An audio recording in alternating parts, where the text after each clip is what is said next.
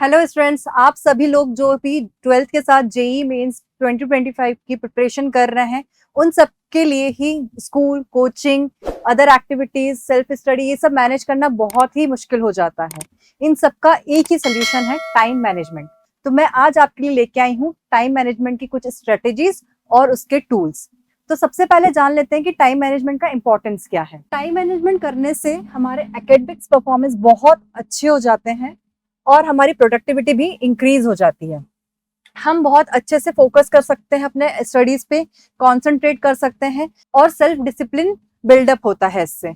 उसके बाद हमारी स्ट्रेस और एंजाइटी जो होती है वो रिड्यूस हो जाती है और डिप्रेशन जैसी समस्याएं भी नहीं होती है, क्योंकि जब हम टाइम मैनेजमेंट करते हैं तो हम टाइमली अपने सारे टास्क कंप्लीट कर लेते हैं और टास्क जब टाइमली कंप्लीट हो जाते हैं तो हम स्ट्रेस और एंजाइटी जैसे प्रॉब्लम से दूर रहते हैं। तो अब क्वेश्चन ये आता है कि टाइम मैनेजमेंट अगर हमें करना है तो करना कैसे है। तो सबसे पहले तो आपको क्या करना है, टू डू लिस्ट बनानी है। टू डू लिस्ट कैसे बनानी है आपको, सबसे पहले आपको क्या करना है, दिन का सबसे इंपॉर्टेंट काम कौन से हैं, आपको आज कौन सा टास्क आपको करना है, आज कौन सा सब्जेक्ट आपको पढ़ना है, फिर उस सब्जेक्ट का कौन सा टॉपिक आपको कंप्लीट करना है, ये आप अपनी टू डू लिस्ट में लिख लीजिए। उसके साथ कुछ ऐसे पॉइंट्स भी लिखिए जो कि आपको करने कंपलसरी नहीं है, आज के आज जो आपको कल या परसों करने हो वो भी आप लिस्ट आउट कर लीजिए। अब जब भी आप अपना इंपॉर्टेंट टास्क कंप्लीट करते हैं तो उस टू डू लिस्ट में जाइए और टू डू लिस्ट में जाके आप चेक करिए कि आपने वो टास्क कंप्लीट कर लिया है। ठीक है, कि आज मेरा ये वाला टास्क जो मैंने फर्स्ट अपना टास्क लिखा हुआ था वो कंप्लीट हो गया। अब क्या होता है, जब आप बार बार टू डू लिस्ट में जाते हैं, रिविजिट करते हैं, तो हो सकता है कि टास्क नंबर 3 जो है वो इंपॉर्टेंट हो बट आपके दिमाग से स्किप हो गया हो। बट अगर आप जब रिविजिट करेंगे तो आपको ये याद आ जाएगी कि यार मुझे ये भी कंप्लीट करना है, तो उसको आप कंप्लीट कर लेंगे। और दूसरी चीज ये होती है कि जब आप अपना टास्क कंप्लीट करते हैं और उसको मार्क कर लेते हैं तो आपको ये बहुत अच्छा फील होता है कि चलो ये मेरे 4 पॉइंट्स है, उसमें सब देखो 2 हो गए हैं, 3 हो गए हैं, तो ये मोटिवेशन आपको फील कराता है। नेक्स्ट है do time audit. Time audit करने से क्या फायदा होता है, जैसे कि वीकली या 2 वीक में एक बार क्या करें, आप सारे पॉइंट्स नोट डाउन करें। क्या पॉइंट्स नोट डाउन करना है कि मैंने इस दिन या मैं इस अवर में जो है ऐसे टाइम स्पेंड करता हूँ या करती हूँ, तो मुझे ये करना था, मुझे फिजिक्स पढ़ना है या मैंने केमिस्ट्री पढ़ा है या मैथ्स पढ़ा है, ये सब आप नोट डाउन कर लीजिए।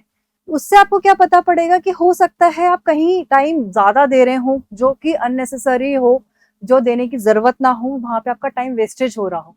तो उससे क्या होगा कि आप प्रॉब्लम एरिया आइडेंटिफाई कर पाएंगे। जब आपका प्रॉब्लम एरिया पता होगा कि यार ये प्रॉब्लम्स हुई है, तो हम उसको क्या कर पाएंगे, उसका सोल्यूशन निकाल पाएंगे। जब उसका सोल्यूशन निकाल पाएंगे तो जो हमारे हाई प्रायोरिटी टास्क होंगे ना, जो इंपॉर्टेंट टॉपिक्स होंगे या इंपॉर्टेंट टास्क होंगे, तो वो हमारे क्या हो गया, नेक्स्ट टाइम से हम कवर कर पाएंगे। तो ये एनालिसिस करना बहुत जरूरी है कि हम कहाँ टाइम कम करके दूसरी चीज में लगा सकते हैं, कहाँ हम अपना टाइम वेस्टेज कर रहे हैं। हो सकता है कोई टॉपिक आप पढ़ रहे हो, उस टॉपिक में 2 ही क्वेश्चन आते हैं पर आपने क्या 2 बुक पढ़ डाली है, तो वो कोई इंपॉर्टेंस नहीं है। किस टॉपिक को कितना टाइम देना है, कहाँ से पढ़ना है, कौन सी बुक रेफर करनी है, ये सब अगर आप प्लान करेंगे तो बहुत इजीली आप अपना जेई मेंस और 12th बोर्ड बहुत अच्छे से क्रैक कर पाए। नेक्स्ट है टाइम बॉक्सिंग।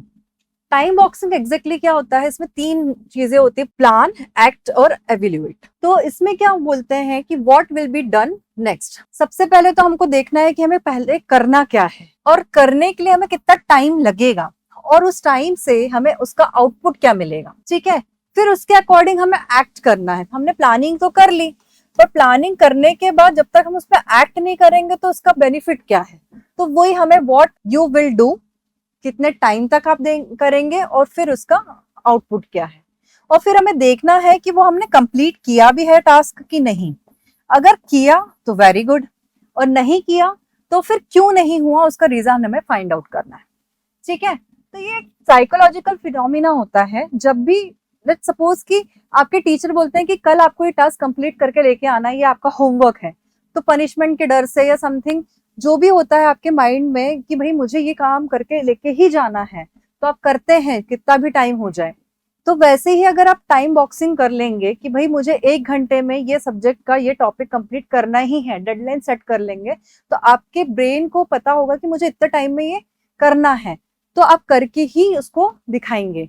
बट हाँ वो रियलिस्टिक गोल होना चाहिए। ऐसा नहीं है कि आपने 2 चैप्टर 1 घंटे में कर लेंगे, ऐसा नहीं हो सकता ना, इतना ही टॉपिक इतने घंटे में करना है, ऐसा रियलिस्टिक गोल आप सेट करो और उसको करो, तो वो डेफिनेटली आप अचीव कर सकते हो। ठीक है, तो आप जब स्पेसिफिक अमाउंट ऑफ टाइम लेते हैं, उसको टास्क को कंप्लीट करते हैं, तो इससे आपके प्रोडक्टिविटी और फोकस दोनों ही बढ़ता है। नेक्स्ट है your goal must be smart.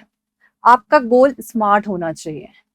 पहले तो स्मार्ट का जो है, क्या है स्मार्ट, होता क्या है? स्पेसिफिक, मेजरेबल, अकम्प्लिशमेंट, रियलिस्टिक और टाइम बाउंड। ठीक है, तो इसमें क्या होता है, स्पेसिफिक मतलब वेल डिफाइंड और क्लियर गोल होना चाहिए कि मुझे आज ये टास्क करना है, तो ये वेल डिफाइंड टास्क आपके पास होना चाहिए। फिर मेजरेबल जो है, स्पेसिफिक क्राइटेरिया होना चाहिए जो हम मेजर कर सके कि वो अचीव हो पा रहा है टारगेट कि नहीं हो पा रहा है, वो हमें देखना है, तो स्पेसिफिक क्राइटेरिया होना चाहिए। उसके बाद ऐसा टारगेट रखना चाहिए जो अचीवेबल हो, इम्पॉसिबल ना हो। आपने कुछ भी टास्क वही कर लिया कि भैया 2 घंटे में मुझे फिजिक्स केमिस्ट्री मैथ सब करना है, आप 2 घंटे में सब तो नहीं कर सकते, पर फिजिक्स का कोई टॉपिक ले लिया आपने कि इतना मुझे 1 घंटे में कंप्लीट करना है, तो ऐसे आप अपने टास्क को डिवाइड करके पढ़ेंगे तो आप उसको अचीव कर पाएंगे। Defined start and and time, मतलब आपको ऐसा टाइम जो है टाइम बाउंड रखना है जो कि स्टार्ट और एंड टाइम होना चाहिए उसका, कितने बजे मैं स्टार्ट करूंगा, इतने बजे खत्म करूंगा, और अगेन वही रियलिस्टिक होना चाहिए आपका टास्क। नेक्स्ट है, हम अगर अपन टाइम मैनेजमेंट की बात कर रहे हैं तो कुछ एप्स होते हैं जो कि हम उसके यूज से अपने टाइम को मैनेज कर सकते हैं, देख सकते हैं कि हम इतने टाइम में गोल अचीव कर पा रहे हैं कि नहीं, क्योंकि हम कंटिन्यूसली पढ़ते रहते हैं तो हम उसमें रिमाइंडर सेट कर सकते हैं। जैसे कि एक पोमोडोरो टेक्निक के बारे में मैंने पहले बताया था, तो जिसमें कहा गया था 25 मिनट्स पढ़ना है, फिर उसके बाद 5 मिनट ब्रेक लेना है।